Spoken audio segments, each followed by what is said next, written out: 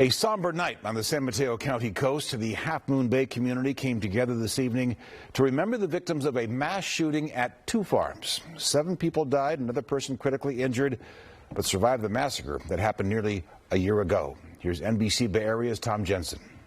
Some moving moments tonight at this ceremony, not just to remember the victims, but also to continue the work that came in the aftermath of this tragedy to improve the lives of the survivors. Today, let's not forget, never again. Half Moon Bay's mayor led tonight's remembrance ceremony, remembering the victims who lost their lives to the workplace gun violence a year ago Tuesday. Farm workers have never been recognized. And he reminded everyone how vital farm workers are to all of our lives, but are often forgotten and treated as second-class citizens. We owe it to them. Let's not forget that.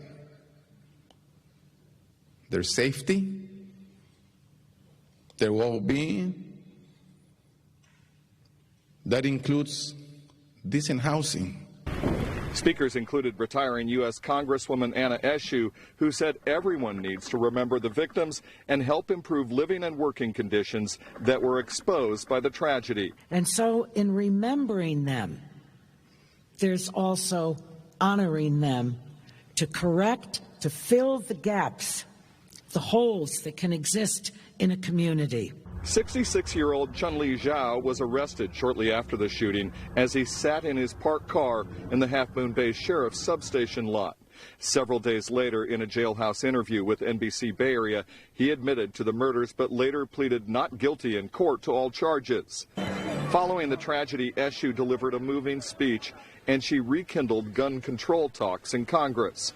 In an interview before tonight's ceremony, she promised it will one day be reality as long as we never forget about the victims of gun violence. One of these days, it's going to pass. It's going to pass, but we have to stay on it.